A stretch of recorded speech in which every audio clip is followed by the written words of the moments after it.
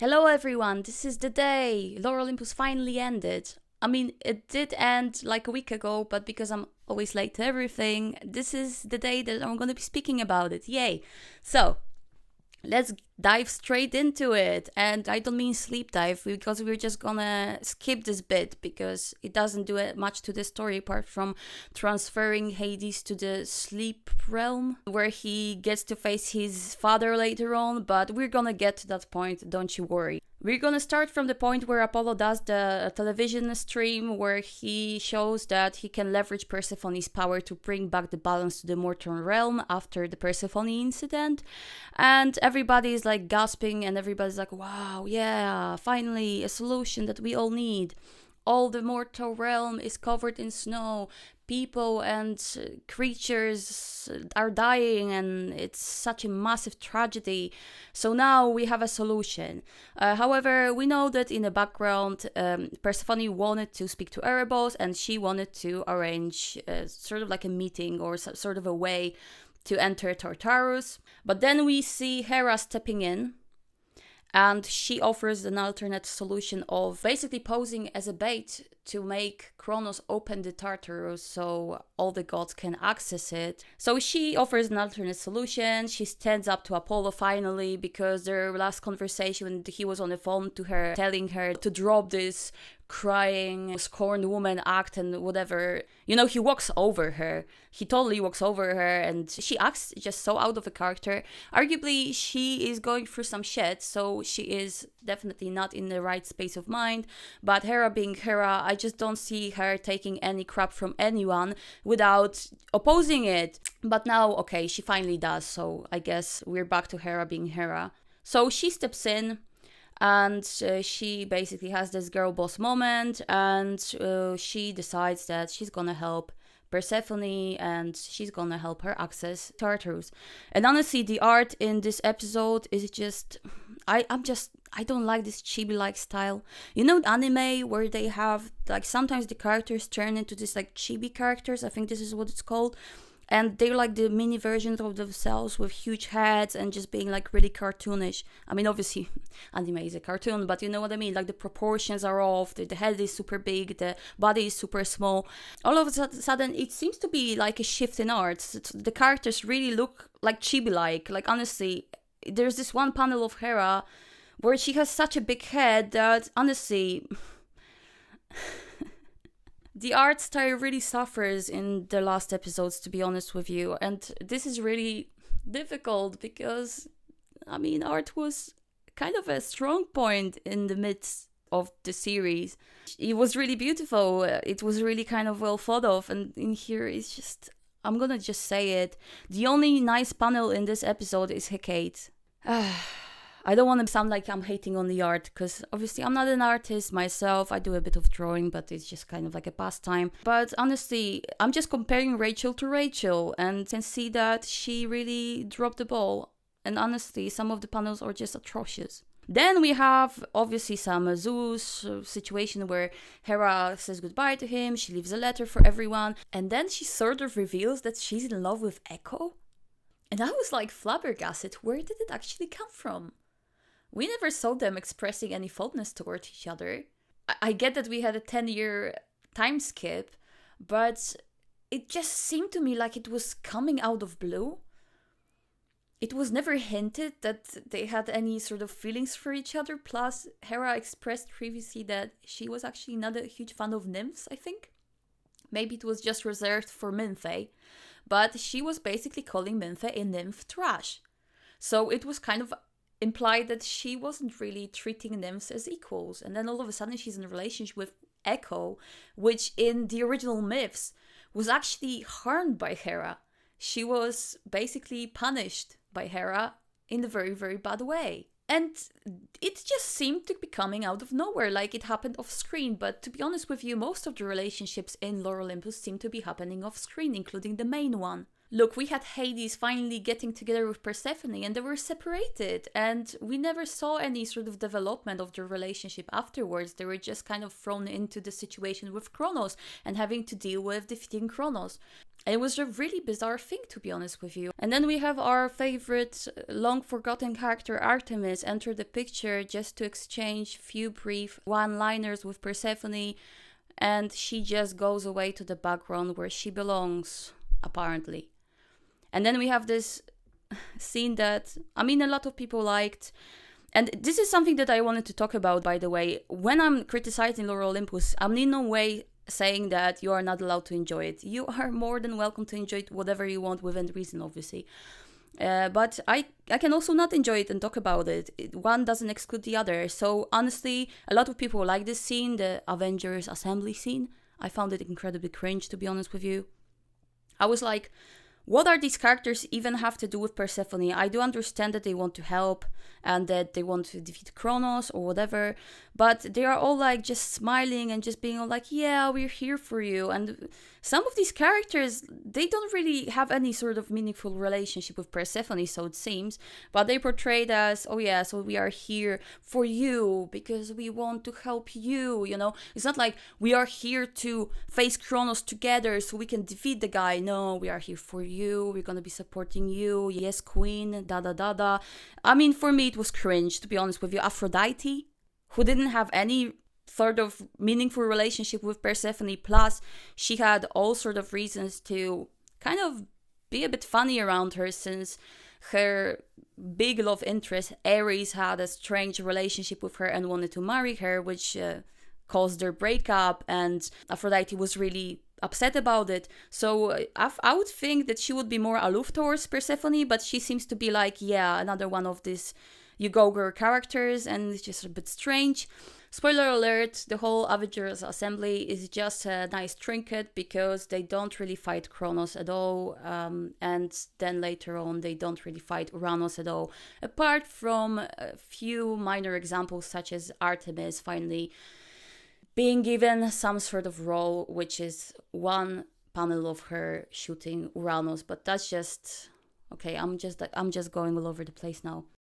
So then Hera enters the Tartarus. Kronos wants to shut the door behind her. However, Persephone manages to get in with her shining, I would say trident, but it has two. Oh my god. I'm just gonna be going off the rails now, but like honestly, how would you even call it? Is that a trident? It doesn't have like 3 spikes. It has 2 spikes. Okay, I've just checked. It's bident, I think. Bident? Bident? Am I saying it right? Oh my god. Bident. Okay. New words to learn every day. So, she squeezes behind Hera, and she ends up being trapped with Hera in Tartarus with Kronos alone. And then we sort of cut to the scene where we see little Dionysus being completely neglected by everyone. He crawls out of bed. He tries to bring attention to himself because he has some form of, I guess, solution that he wants to explain to everyone, but because he's small, nobody listens to him, but nobody is even paying attention to him, and he just walks away. And then he rides a pony that Hades gave Persephone as their wedding gift, and basically drinks a whole bottle of booze just to turn into Snake and crawl into the Tartarus somehow. I don't understand why they couldn't access Tartarus before. If, for one, Hera can shapeshift, we saw her shapeshift, and we know that Zeus can shapeshift as well, because we saw him turning into a swan. So I assume, and of course, Persephone can shapeshift, she can turn into butterfly, so why? I don't know. Then we get another one of these dreamy sequences with Hades and Kronos that we already had. Before it was in Hades' actual dreams, now it kind of is in a dream world, but it's still dreams, sort of. And he just, beats him over the head with how useless he is. I mean, Kronos to Hades, obviously. And how he, everybody just pities him and everything, yada yada, same old. But then the conversation takes an interesting turn where we see Kronos saying these things. You took Olympus's brightest for yourself. What's worst is that you destroyed her, just so you could have someone as sad as you. And that's in regards to Persephone, of course. I mean, oh God, I can't anymore. I can't listen to how great Persephone is. I just need to see it. Like, show it to me, please. Why is she Olympus's brightest? And why Kronos is saying that? We know he's obsessed with Hera. Why would he call Persephone Olympus's brightest? I don't know. And then we have a nice reveal, which I guess was kind of a surprising thing, that the little ghost that Hades saw before was not actually him, but it was his daughter, Melinoe, and she basically enters his dreams previously, and now she kind of reveals to him that she's his daughter. He chases her, which I give props to Rachel. That was kind of a nice plot twist, because I was convinced it was Hades under the blanket, but it was her, I assume, all the way back. Hera is trying to distract Kronos. Persephone is trying to use her newfound powers to basically drain him. Things go tits up, and we end up with Hera being supposedly killed by Kronos. She gets first kind of whipped with a chain, and then she gets crushed in his hand. He drops her on the ground, and then she just slowly turning grey, implying that she's dying. He previously just ripped her in half, so I don't understand how that is worse. But maybe it's because it's happening in Tartarus. I vaguely remember when Persephone accessed the Tartarus after being guided there by Minfe in one of the sort of the early episodes. I think it was stated something between the lines that she could be harmed, but it doesn't make much sense since Tartarus is technically like a being itself. And then I've checked on Lore Olympus wiki, and it doesn't say anything about Tartarus being a factor in harming the gods. It just doesn't really say anything about that. But I kind of sort of remember there was this thing about gods being vulnerable in that place because she was chased by a lot of shades and, you know. So Hera is dying. She's slowly turning grey. Persephone is grieving. She's holding her dying body. Obviously, she transports her to a safe place first, so she can have a conversation with her. She holds her, and she first of all finds out that, according to Hera's vision, she should be using Hera's power to defeat Kronos. She doesn't know how to do it. Hera doesn't know how to do it. And then Zeus Ex Machina happens. I mean, Deus Ex Machina happens. And Dionysus appears. The little baby toddler thing that I don't understand the growth of him, because just a few chapters ago he was a baby, now he's a toddler, and not much time passed since. I'm gonna return to it later because it's a whole another issue with him, but let's just leave it at that for now. Persephone snatches him from Kronos. He's basically next to Kronos. She snatches him, takes him to safety. And then little baby shows her a grapevine that she killed a few episodes before, and shows that it is actually reborn now. And there is some sort of like a fruit on it. And then she just has this revelation where she starts to believe in herself and understand her newfound powers, because she's not only about the spring anymore. She's about the life and the rebirth and the death and the cycle and everything. And that's all it takes for her to basically ground herself and take back her power. What a surprise. And weirdly, she didn't get into this realization herself. It was served to her, just like everything else in the story. Amazing. And with the power of believing in herself, she knows that now she can revive Hera. And then she says the most selfish one-liner in the whole freaking story, where she says over Hera's dying body, "I can't be responsible for the death of the Queen of the Gods." Pers, it's not about you. She's literally dying. I mean, get her healed. Get her better. It's not about you, dude. It's about her.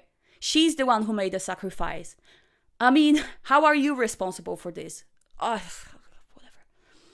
Then we go back to the dreamy sequence with Hades and his daughter Melinoe. She reveals that she was kidnapped by Kronos and used to achieve his goals. She's the mysterious interloper. Hera has a vision where she sees that Zeus was behind her loss of power, and that she's actually a missing fertility goddess. She grows titan-sized and squares up to Kronos. In the meantime, Persephone grabs Dionysus and they leave Tartarus. possibly finally realizing that she can just shapeshift and leave the scene. Yay. Then we have a situation where Hades is speaking to his daughter, who is first of all blaming herself for the whole situation. He has a very sweet conversation with her about like how he's not, blaming her for anything, how he loves her already and he doesn't even know her. It's all very sweet. Then Melinoa transfers Hades to Rhea, who was also brought back from the past by the order of Kronos. And he has a conversation with his mother, in which, in the bizarre twists of events, she actually encourages him to use Persephone's power. And she's just basically, I don't understand. I don't get it, because just a second ago we had a whole, I can't afford to lose control by Persephone because I have to get my loved ones in one piece, and if I lose control, I'm gonna just destroy Kronos, and I really need to, I need to get Hades back and whatever. But now all of a sudden we're back to, oh yeah, you need this union to use that power and everything, which makes it really confusing. Why would Rhea be advocating for that, since she was the one who was taken advantage of by Kronos? And I just don't understand, how did it work that the 3 generations of fertility goddesses, Gaia, Rhea, Metis, didn't realize that they don't need these Jews to use their powers? I don't get how it works, and does Persephone realize it now or not realize it now? I don't know. I don't know what losing control means in her case. Is that a rage thing? Is that a underworld thing? Is that a fertility goddess thing? At this point, Persephone holds so many attributes that it's really hard to differentiate which one she means by that. I honestly, frankly, I don't know. Maybe she means all of them. And then we have this bizarre line of dialogue from Rhea where she calls Persephone Hades' little wife. And maybe it's because she's Titan-sized, so she really means like, okay, they are like really little, both of them. But with the huge build-up around Persephone's size throughout the whole series, a lot of people said it's kind of fetishized, and I kind of agree, honestly, because it is always really, really emphasized how petite Persephone is. And I don't have any problems with petite women, honestly. But there's this weirdness around it in the comic book. Like, it's almost like a weird fetish, honestly. It's just strange because, like, first of all, we have multiple characters talking about how small and petite she is and everything. I'm like, okay, she's short, we get it, but why are you making it such a huge deal? I don't know. The comic is really, really kind of heavy-handed with whole Persephone's size, which I don't really get why, but anyways. And then we have what we think is the ultimate battle. It's Kronos versus Hades in the sleep realm, and Kronos versus Hera in Tartarus. He's simultaneously fighting both of these gods. Hera grows Titan-sized, while Hades, I think he's just himself. Persephone returns to the underworld with Dionysus, and she reveals to Hecate and Daphne and some other people, I guess, that Hera is Titan-sized and she's fighting Kronos, and she knows how to fix the mortal realm. So it's all revelations. Then she has a horse face for some reason. And then we get to the fights. We have Hera versus Kronos, in which she previously states that she is not a fighter. She is more like a lover. I mean, no, she's not a fighter. She's into the art of conversation, but now that she has this power, she suddenly is like, super skilled in combat for some reason. I don't know what is that reason. And she just gets into like altercations with him. They just like start, I guess, beating each other up, with Hera basically completely destroying him. She doesn't take any hit. He's the one taking hits. So we have Kronos being beaten to a pulp by Hera, and then in the meantime we have the therapy battle between Hades and Kronos. I can't even call it differently. It's just like he is basically, he gets swallowed by Kronos, and then in his stomach he realizes that Kronos actually kidnapped his daughter, and that is the driving force behind him defeating Kronos. He just sort of grows from the child that Kronos is constantly reducing him to like a full-grown man. And he breaks free from his stomach, which is kind of metaphorical, and I guess it's fine.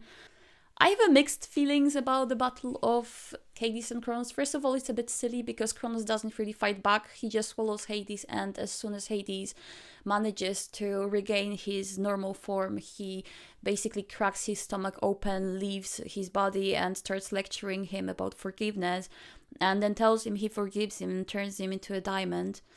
But I'm not a huge fan of the messaging. I guess it's one way to deal with the abuse, but I'm not personally a fan of forgiving your abusers.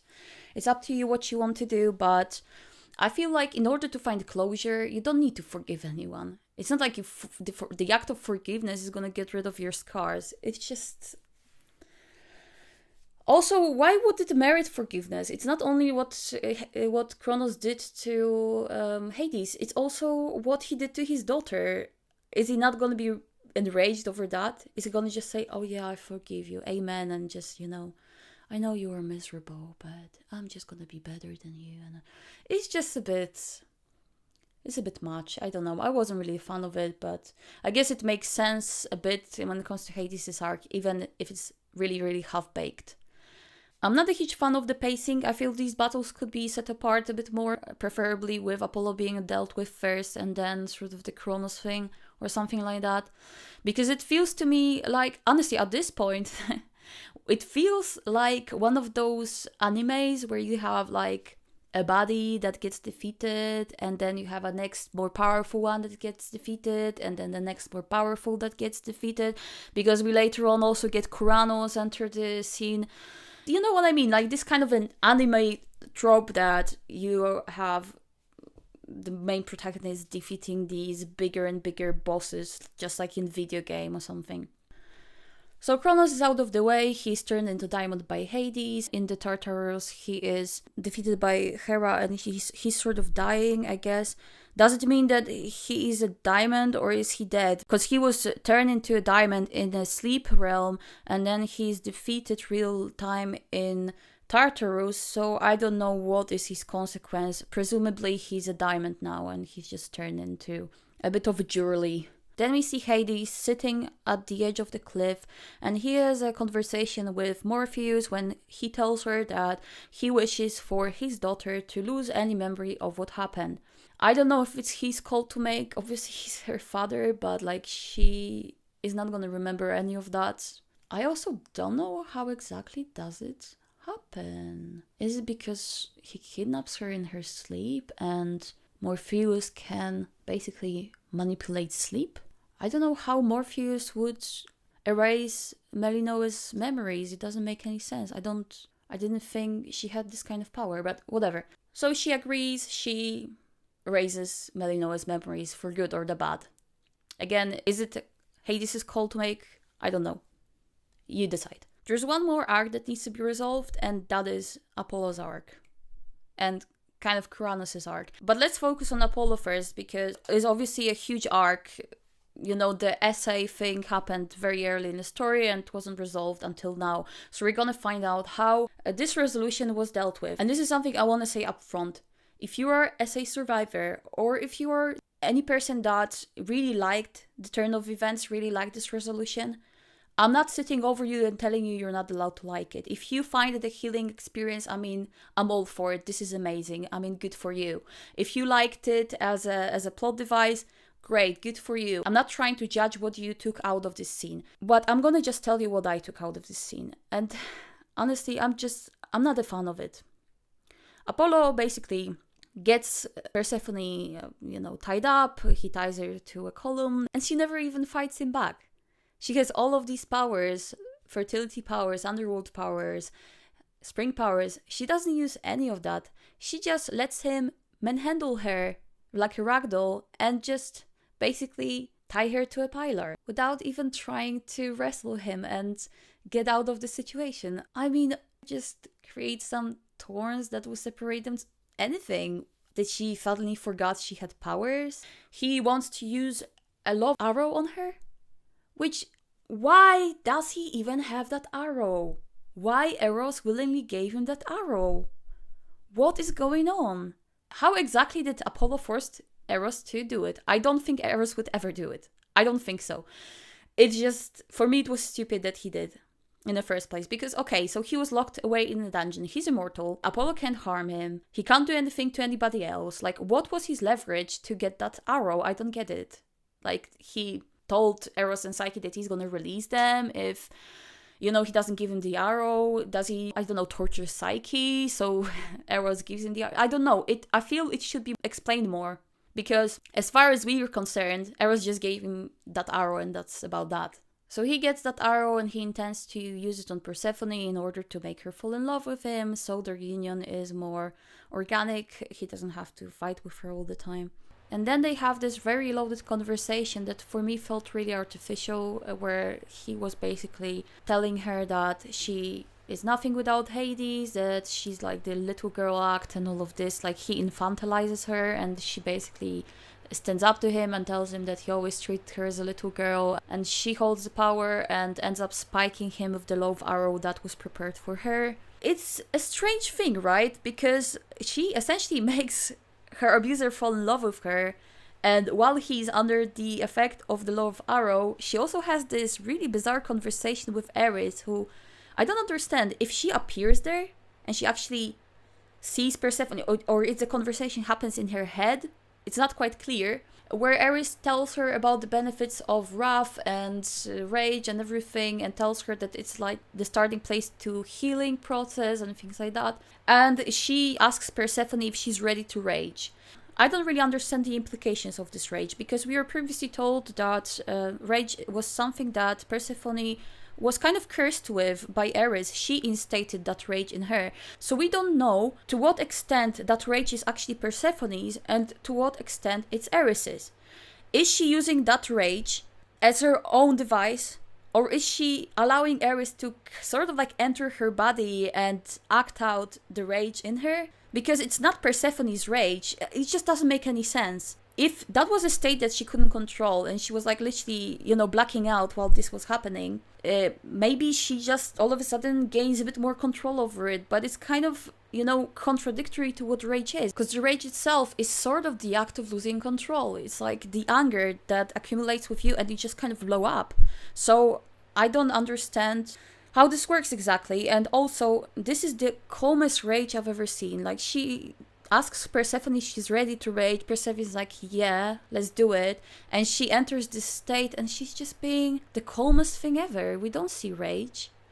We see some hallucination that Apollo has, apparently due to the love arrow, or maybe Persephone's creating these illusions around him. We don't quite know, but maybe it's like just the artistic interpretation of the conversation that is happening between them.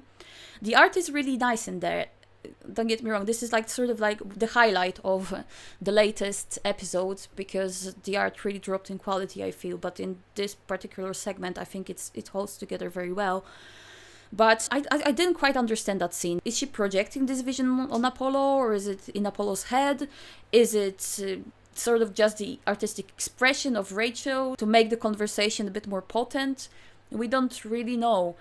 And he ends up like falling in love in Persephone, so he can all of a sudden understand her struggle. She manages to untie herself and she leaves the scene, while in the meantime he is completely devastated and ends up confessing on a broadcast to everything he's done to Persephone. And it causes a very visceral reaction. We see Demeter and Ares, so we know it's not gonna be easy on Apollo. Don't get me wrong, I don't feel really much sympathy for him, but I thought like his resolution is gonna be a bit more complex or a bit more, potent than just him falling in love with the person who he abused and then being basically ripped to shreds or beaten to a pulp by her associates. It just feels a bit cheap to me, honestly. And again, you can have a totally different take from this scene. It's absolutely fine. Art is subjective, and this is subjective too. I didn't personally like it, but if you liked it, it's good for you. What I'm saying is that it feels to me as well that Persephone, oh my god, this girl never got a chance to have any agency in the story. Even like the resolution gets served to her on a golden plate by other characters. First we have literal toddler who's delivering her the solution to issues with her powers. Then we have Eros creating a love arrow that she can spike Apollo with. And then we have Eris that reminds her of the value of rage, or rather powering her up with rage again so she can deal with Apollo. But she doesn't really deal with him, she just talks to him. She just spikes him with the arrow, projects some sort of a vision on him where she just discusses her side of the story and just leaves while other characters deal with the punishment of him. Most notably Eris and Demeter, but also nymphs and other creatures. And then she gets powered up by Hades in order to use her fertility powers, which apparently now she needs him to use. But it's not her decision, it's his decision. He decides that she's gonna be the one wielding the power, so it's not her choice either. And then finally, her fate is decided by Gaia, who decides that she's gonna spend 3 months in the mortal realm and the rest of the year in the underworld, just as the original mythos said. But it is not given to Zeus to make that decision, or it's not sort of off the back of Demeter's grieving. It's just kind of like an arrangement that Gaia thinks of because her duties might be conflicting with one another. So it's kind of like a technical solution to the fact that she's simultaneously connected to the mortal realm and the underworld. But I'm getting a bit off track now, so let's go back to where we were. Apollo gets beaten up, his body gets taken hostage by Uranos, who uses it as a vessel to be able to create his physical form. Then Helios stands up to him, starts beating him up, they are fighting, and then Hades and Persephone reunite. How does it happen, you may ask? Well, do you think it's A, there is a elaborate plot that leads to them reuniting and that involves the closure of multiple story arcs? B, she remembers that she has Hades' business card and she can knock 3 times to summon him. Well, as you may have already guessed, the answer is B. She basically reminds herself that she can actually knock 3 times on the ground to get Hades back. And that was the solution that was with her all along, everywhere she went. Because everywhere she went, she could just get on her knees and knock 3 times on the ground. And that is the character that is supposed to be super smart. Let's not forget she beat up Hades in chess. She's always portrayed to be this intelligent person. And she has already summoned Hades in the past. So one may ask why it never crossed her head to do it. It is really, really bizarre. Persephone gets supercharged by Hades and she grows Titan size. She connects with her fertility powers and brings back the balance to the mortal realm. Then Hera joins in, and while Uranos is busy fighting Helios, Hera and Persephone are doing the groundwork. They are just basically reviving all the fertility goddesses that were before them. They revive Metis, then Rhea, then they revive Gaia. In the meantime, the only god that gets involved in the fight with Uranos is Artemis, that shoots him with an arrow. We don't really see much involvement from other gods, as I previously mentioned. And we end up with Gaia coming back to life. She defeats Uranos in no time by ripping Apollo out of his guts and chucking him over to Artemis, which ultimately destroys him, and she's just like, okay, so thanks for bringing me back. Persephone, you might have some problems with your conflicting duties, so we're gonna have to find a solution. You can spend 3 months in the mortal realm and then the remaining year in the underworld. You can see each other with Hades, and then everybody gets happily ever after, and everything goes back to sort of normal, new normal, right? Because now we find out that Hera, she's the one in charge. Zeus is kind of chucked aside. His powers never recovered from poisoning. We don't really know if it's due to the fact that the poison affected him in that way, or is he not drawing fertility goddess power from Hera anymore? That's why he's weaker. We don't know, and we probably never know.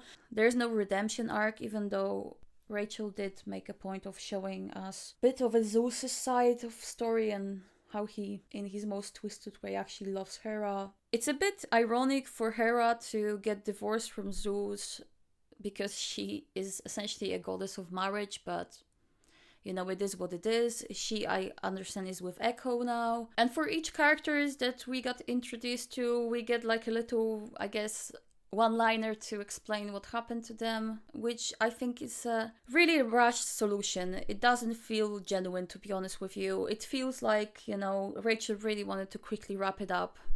We just get told what is happening. We are told that Artemis quit the goddesses of eternal maidenhood, and now she's spending a lot of time with the moon goddess, which maybe they're a couple, maybe they're friends, we don't really know, it's a bit ambiguous. We find out that Psyche is navigating her new powers.